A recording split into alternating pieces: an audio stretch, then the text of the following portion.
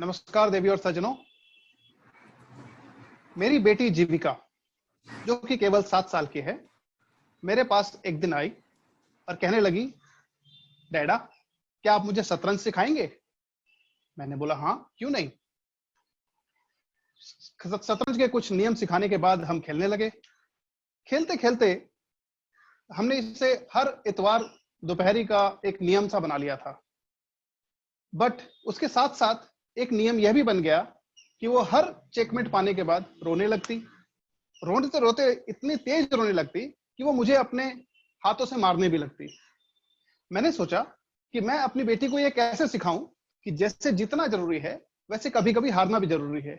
जीवन में बहुत सारी ऐसी समय आएगा जब उन्हें हार का सामना भी करना पड़ेगा। तो मैं उनको हमेशा हर रात को एक कहानी सुनाया करता हूँ। तो मैंने आज रात का इंतजार किया।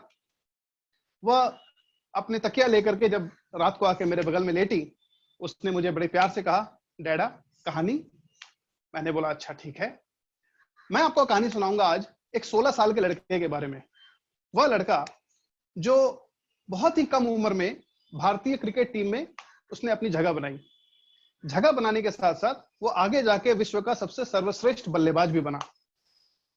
जब वो अपना पहला मैच पाकिस्तान के खिलाफ खेल रहा था तो उसे पाकिस्तान में बहुत अच्छे अच्छे गेंदबाज थे, बहुत फास्ट गेंदबाज थे। वह गेंदबाज खेलते खेलते वकर यूनिस की एक बॉल आकर के सचिन तेंदुलकर के नाक पे लगी। नाक पे? हाँ। और उसके नाक से खून बहने लगा। क्यों? उन्होंने हेलमेट नहीं पहनी थी। बेटा, हेलमेट तो पहनी थी, परंतु उस समय चेहरे पे ग्रिल नहीं होता था, तो उनका चेहरा खाली था। अच्छा, तो आपको पता है दूसरे एंड पे नवजोत सिंह सिद्धू खेल रहे थे। उन्होंने देखा आकर के कि सचिन के नाक से बहुत तेज खून बह रहा है। नवजोत सिंह सिद्धू ने उनको कहा कि बेटा, सचिन, आप क्यों ना पेविलियन चले जाएं और जाकर थोड़ा आराम ले, विश्राम ले, और फिर थोड़ी देर बाद वापस आ सकते हैं आप। सचिन ने पता है क्या बोला? क्या बोला डैडा? सचिन ने बोला, मैं खेलेगा, मैं नहीं जाएगा, मैं खेलेगा। और उनके नाक से बहता खून उन्होंने थोड़ा सा फर्स्ट एड लिया और वो ठीक हो गए। वो दोबारा खेलने लगे।